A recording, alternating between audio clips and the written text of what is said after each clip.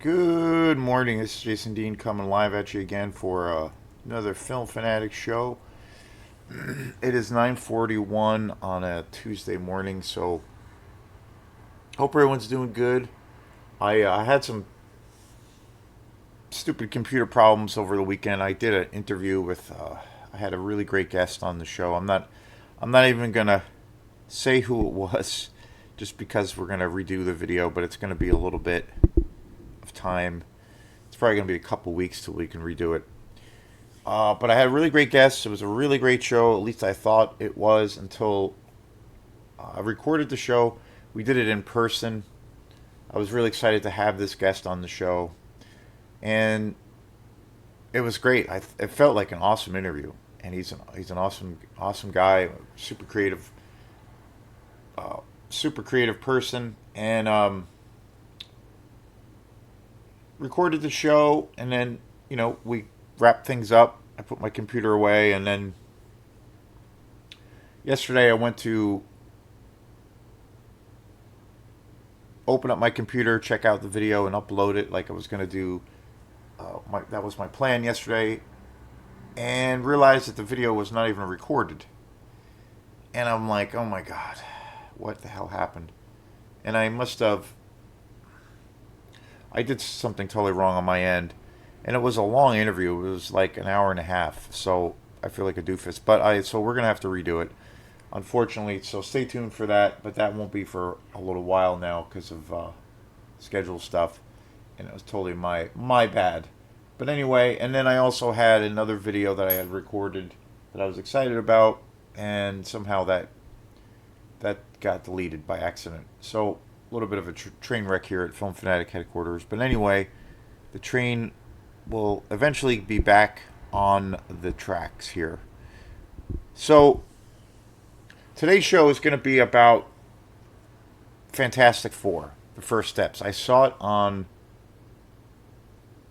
Sunday. I went to an afternoon show with a buddy of mine, and I did a show. I think it's up now on the channel. I did a show where I kind of did a recap of all of the Fantastic Four movies that have come out.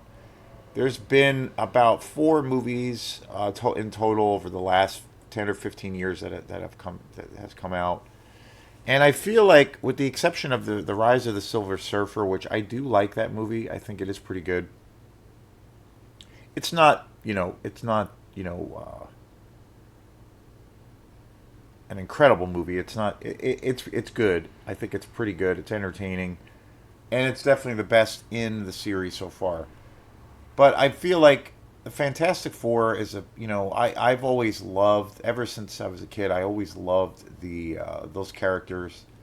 I always loved the heavy, obvious sci-fi world that those characters are a part of. So, but I feel like Marvel Studios just hasn't been able to get it right for a very long time, and they've tried reinventing it by bringing in new casts and just everything, revamping everything, and it's never worked. The chemistry was never there. The magic was never there. But I went to go see, and I did a show where I talked about all of the previous Fantastic Four movies. And then Sunday I went to see the new one, and I have to say I was pleasantly surprised. I actually thought it was really good. I thought they nailed that whole universe really well. The thing that's probably the most fun aspect of the new film, of the new Fantastic Four movie, The First Steps, is the kind of the world building. It's like set in a alternate reality, an alternate, like, planet Earth, if you will. But the thing that's so cool, which is what I always loved about the comic books, is it has this retro, futuristic vibe. It kind of it takes place like in the '60s, late '60s or so, but then it's all like heavy sci-fi at the same time. So you have this real cool combination. A lot of people have described it where the set pieces look like the Jetsons, where it's like 50s, 60s kind of vibe, but there's spaceships and robots and all these kinds of things that we want from science fiction, from the science fiction genre. And I feel like they really nailed that whole vibe where it's very very much a retro futurist world. There's it's a real cool, it's a unique, going back to when I was a kid, it's a unique uh, reality that these characters are set in, and we've never really seen that before. And I think that for this new Marvel movie, they really nailed that world. And I thought the cast was really great. I thought the story was good. I thought the other thing that was great about this movie was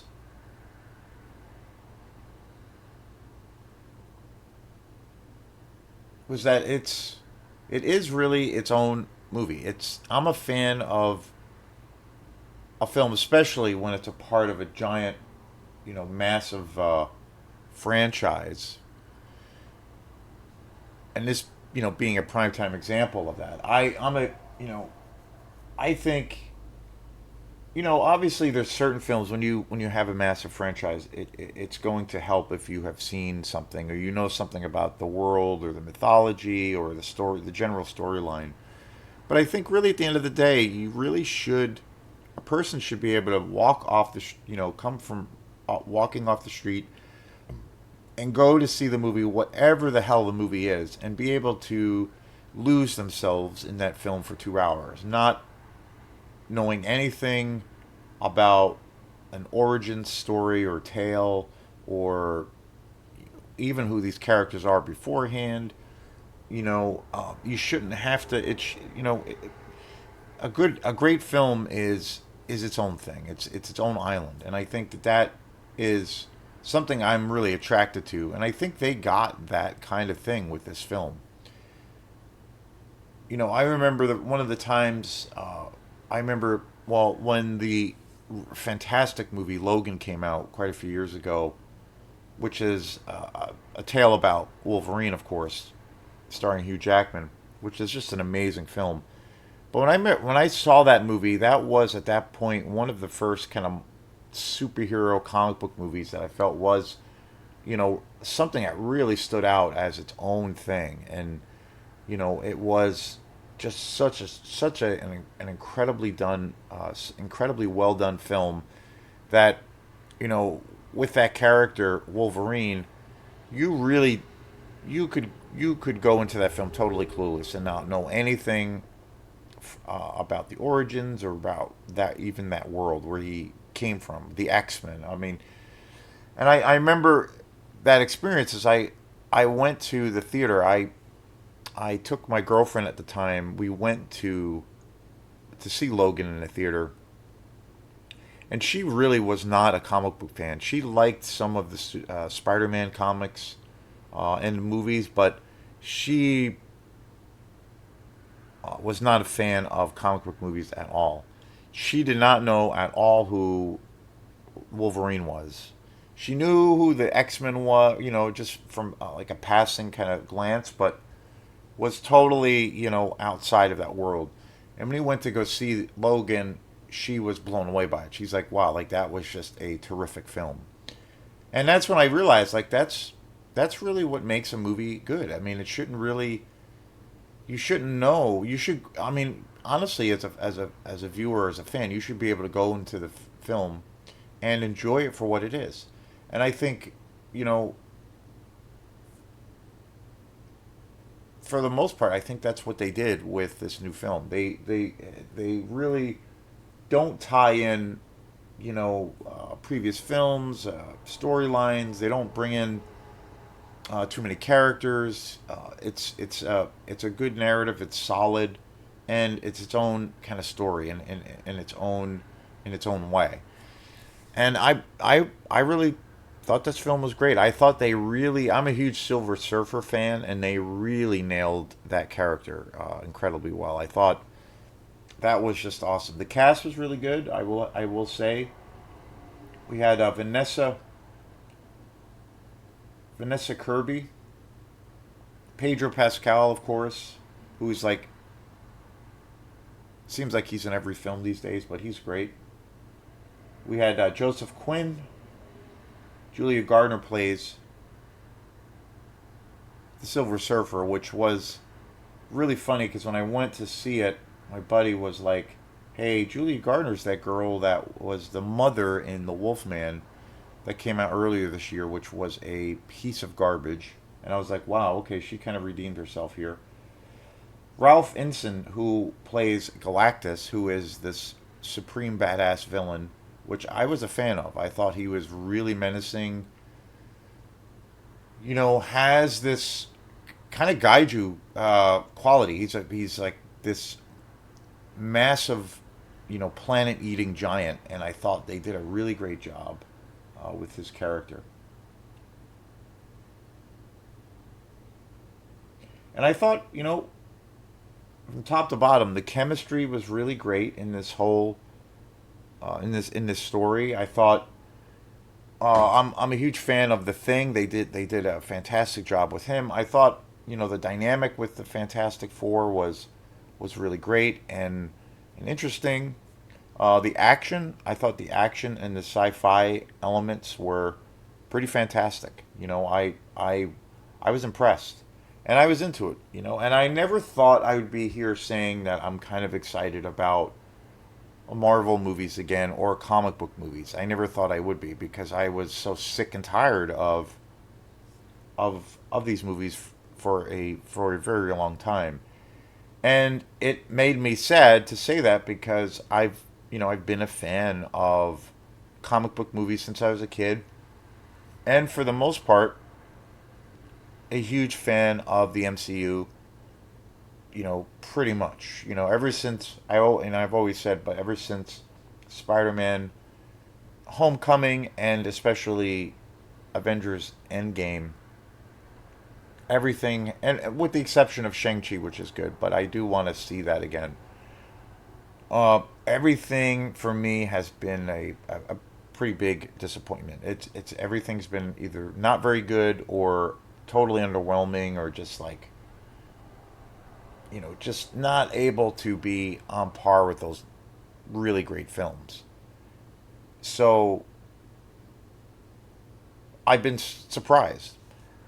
I was very surprised with James Gunn's Superman. I actually really enjoyed that movie too. The thing that is good, I think that's the thing that's I think very good about both of these films is that there is this level of it feels fresh, it feels new, it feels like there's some enthusiasm, there's some good creativity, and we're getting something a little bit new. And you can go into either of those films really, like again, like the walking off the, walking from the street kind of scenario. Just go in and see the movie as a movie, and I feel like it does a pretty good job with giving you something new and fresh. It's not a prequel. It's not a retelling of a tale that we've seen many times. It's its own thing. And I thought the pacing was really good. The only thing I will say that was super annoying for me while watching the new Fantastic Four was that there were a group of teenagers in the theater. This hasn't happened. I haven't had this experience in a while, but they were super loud and super distracting, especially in the middle of the movie. And they were sitting far away from me, and I didn't know what was going on. They sounded like they were humping the chair. I didn't know what was going on. And at one point, I got so aggravated. I was gonna say something, but then I didn't because I'm not a confrontational person. But it got to the point, and especially during there were a couple of kind of key moments in the Fantastic Four movie where there were some quiet moments and quiet dialogue, and they were at their loudest, and it was super distracting, and I was going crazy for a second, and I could not concentrate on the movie, and it kind of took me out of the movie. So I wasn't able to fully concentrate on this film for quite a while, and the distractions of these kids, again, it was like this low simmer, this little low rumble that at first I could kind of deal with, and then it just got more and more annoying. So it did take me out of the movie a few times. I wasn't able to really like focus on it.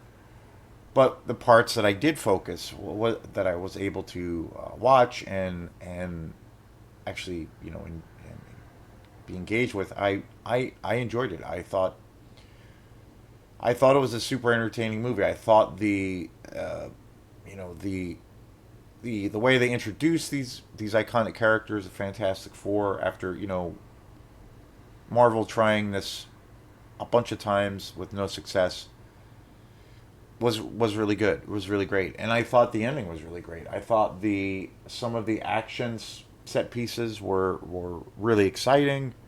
I felt like we were getting something new. It really dives into, which is again something that's made me always attracted to the Fantastic Four, is the science fiction element. But I thought they did a pretty good job with really going further into that kind of world, and some of the action sequences, especially around with the Silver Surfer, were pretty awesome. And again, I'm a huge Silver Surfer fan, and I thought they totally nailed it in this movie. It was very exciting. Yeah, I was into it. It was interesting because after the movie, I went out. We went out. A friend's band of mine was playing down the street at Marshall Wharf, and so we both went down there, my friend Zafra and I, and then we ran into Dennis Howard, who owns Opera House Video, a good friend of mine too, and he was there, and we all like had some beers and hung out, and all we did the whole time we were there, my friend's band was playing Becca Biggs. My friend Sam plays drums in that band, and they're really fun, really good, like original folk indie rock kind of stuff. And they were playing, we were having beers, but the entire time that we were talking, we just talked about movies. And especially, Dennis had seen Superman. He's a massive Superman fan. And then he also had seen Fantastic Four earlier in the day. We went to the 3:45 show, but he had seen it earlier in the day. And Zafra has not seen Superman yet, but he's a total movie guy. I mean, hardcore. He texted me after I got home, that he watched like two more movies, and I was like, wow, you got me beat. I managed to watch half a movie afterwards. It was pretty funny. I was like, that's my man. But anyway, I they were really critical of both films. I think they liked them, but they were really critical of. They felt that there were some plot holes and kind of picking the movie apart. And it's, I get it. That's fine, and they give great arguments for what they believe, and you know. But I don't know. I don't. When it comes to IPs, or like where you have, well, in this case Fantastic Four, something that has been around for close to 50 years, and you have tons of comic books and graphic novels as references of these characters, and then you have these very mediocre, not very great, not very good films as reference points, and there's cartoons, and there's so many you know reference points that you could look at these characters in various stages. And I think for the most part, the Fantastic Four as characters, their world, and more or less, you know, I mean, the films never really nailed it as far as the world that they lived in, but the characters themselves, for the most part, they've always kind of been treated the same way. And they have very specific, kinds of characteristics around them. Whereas I think Superman is such a kind of a blank canvas. I mean, he stands for truth and justice, but he's also this very protector. He's this great protector, but his character has been put into so many situations and has been changed. Like throughout the years, he's been put in so many different situations. He's kind of he's kind of a character that has been, bent and shaped into so many different things because he's like more. I feel like his character is more, you know, it's more of a blank slate. A lot of creative people can do what they can put his character in a kind of any context to what he's about, and I like that a lot about Superman. But generally there is that that origins thing of how he came about, and but I think Fantastic Four might be a little bit more rigid that way. But they were criticizing very very specific things, and kind of combing it over and with like a fine tune and trying to you know dissect it. And I get that, but I kind of go on my gut instincts, and if I'm having a good time, yeah, you could sit there for hours and probably take something apart, and unless it's so blatantly obvious and badly done or badly written, of course. But I generally really enjoyed the film, and I do want to see it again. I especially want to like see it in the context of where I'm not distracted by a group of crazy teenagers, because that, like, again, like I said, took me out of the movie a few times. But it was fun, and I do want to see it again. So I, again, like I said before, I never thought I would be excited about talking about a Marvel movie or a superhero film for that matter. Superman being DC, and then Fantastic Four being Marvel. So, but here I am. So, yeah, check it out. I definitely recommend it. There's been a pretty good turning of the tide, if you will, of some pretty good movies that have come out this summer. So, thanks again, and we'll see you next time. Peace.